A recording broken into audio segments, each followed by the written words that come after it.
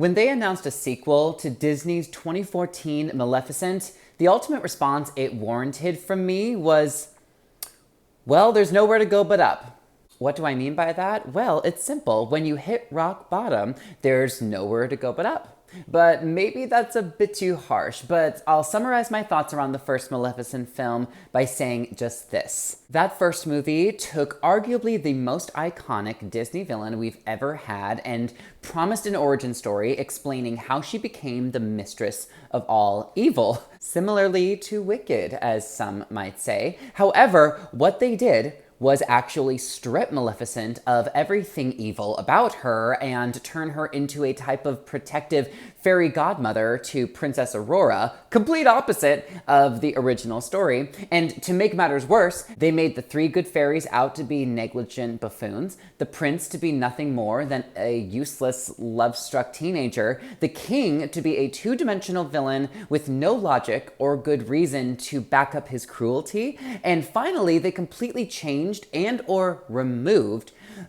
almost all iconic elements of the Sleeping Beauty story that involves Maleficent, and that includes not having Maleficent turn into a goddamn dragon. And for those summarized reasons alone, I was very disappointed and frustrated with the first Maleficent film, and the only thing I liked about it was the casting of Angelina Jolie, who is perfect in this role in general. And that is why this sequel, called Maleficent, Mistress of Evil, don't get me started on the cruel irony of that title, this film had nowhere to go but up, at least to me. And now that I've seen it, those words are truer than ever. This film did rise leagues above the first one in many ways. It's still far from a perfect movie, but I actually enjoyed this sequel quite a lot. So let's break it down and we'll talk about the best parts of the movie and then some of the worst parts as well. First and foremost, the best part of the movie is Angelina Jolie as Maleficent. She was made to play this role, and I love her wit, her dryness, her charismatic bitchiness, and how regal and fierce she is. She definitely owns every room and every scene she is in, and even though I have qualms with many story elements, I absolutely love Angelina Jolie in this role. But my biggest qualm is the fact that she's absent for a lot of the movie, maybe almost half of it, which was disappointing because every part of the movie that involves her was that much better than the rest. And for huge chunks that she was in, she didn't really talk much, and you'll understand when you see the movie. It's almost sad to say that about 75% of her lines are in the trailers. So that was disappointing and a poor choice creatively, considering she's the title character, and she's plastered all over the marketing campaign, but she's only in half of her own movie. Well, damn it. The next best thing in this movie are the visuals, which are absolutely stunning. There were moments that had my jaw drop to the floor, and I would say that it might be worth the price of a movie ticket just to see the visuals in this film alone. There was a scene about midway through the movie where we find Maleficent waking up in a new environment. I won't say anymore for the sake of spoilers, but those shots specifically almost seemed like works of art. Now, in talking about the visuals, I gotta say that the next best element of the movie is the dark fae that they introduce. From a visual standpoint and also from a story standpoint, I won't say much more for the sake of spoilers, but I really thought they added a richness to Maleficent's origins, and I only wish I got to see more of them and their world. The next best thing is the story overall. Now, we'll talk about some of the negatives in a moment, but I must say that they really presented a pretty compelling story that flowed so much better than the first one. It was interesting, it had good pacing, it was surprising at times, and I thought it was executed strongly. Overall, they actually managed to create a story that felt worthy of a sequel in general and expand upon this world and involve these characters in ways that are actually interesting. Now, Michelle Pfeiffer was fantastic as this undoubtedly wicked queen, and I thought she held her own very well. My only qualm is that I thought she had some pretty cringeworthy, stereotypical villain lines towards the end, and the second qualm is that her and Maleficent had very little screen time together. The dinner scene that you see in the trailers, God, I wanted way more of that, because that on-screen chemistry and the sheer hatred they have for one another is so tense and so juicy. It leaves you begging for more, and it's cruel how little screen time they shared together.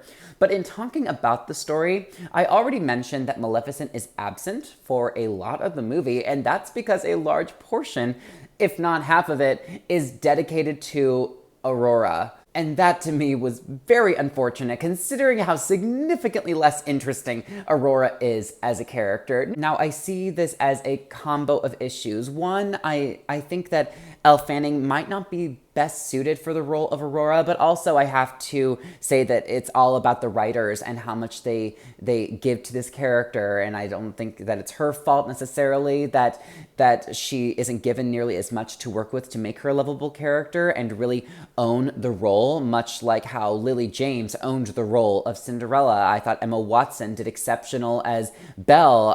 Naomi Scott did an amazing job with Jasmine. I just don't think that there's been good material given for Aurora in these movies to really help her stand out as a character. And also I argue maybe Elle Fanning wasn't the best choice. Now in this role, there's no competition over who's more compelling to watch between her or Maleficent. I mean, it's no brainer. Give me Maleficent every day, every scene. Who gives a shit about Aurora? I'm sorry, but it's true. Put the characters aside, Maleficent's storyline is way more interesting than Aurora's and Prince Philip's storyline by extension. Not to mention that all of the storyline elements involving Aurora and Prince Philip, we were presented with some of the most cringe-worthy dialogue scenes in the movie, and that definitely did not help. Also, this story took a few too convenient lazy ways out when moving the plot along, and there were moments that legitimately had me rolling my eyes. Things were resolved either too quickly or way too easily without logical explanation, and this is painfully apparent, especially towards the ending of the movie. The last thing I wanted to talk about is how dark this movie goes, actually, and it's a pleasant surprise, to be honest. There's a huge battle sequence in the last act of the film that was not only executed very well with thrilling visuals on an epic scale, but I was surprised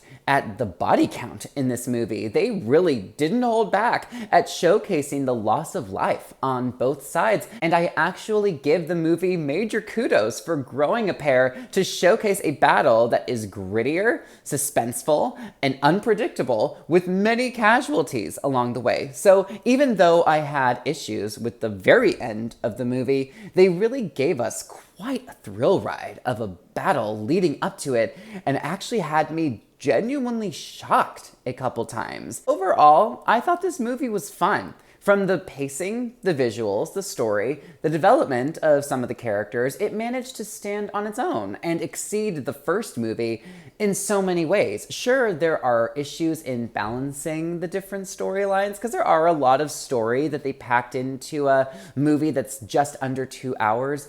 There was some pretty cheesy acting sprinkled throughout. This isn't a groundbreaking fairy tale by any means, but considering how low my expectations were, I actually had fun with this movie, and I forgive the mistakes it made because the areas of improvement from the first one are quite notable. Now, I've heard people call this film a really fun, bad movie. Now, I don't think it's a bad movie, but it's also not a great movie, but it is definitely a fun movie that I will enjoy watching again. I'm going to give Maleficent, Mistress of Evil, a B. And that's my review for you. I'm curious to hear your thoughts about the movie. If you like what you see, feel free to hit that subscribe button. And as always, thank you all for tuning in. Until next time, I'm Ryan Bamey, signing off. Bye, everyone.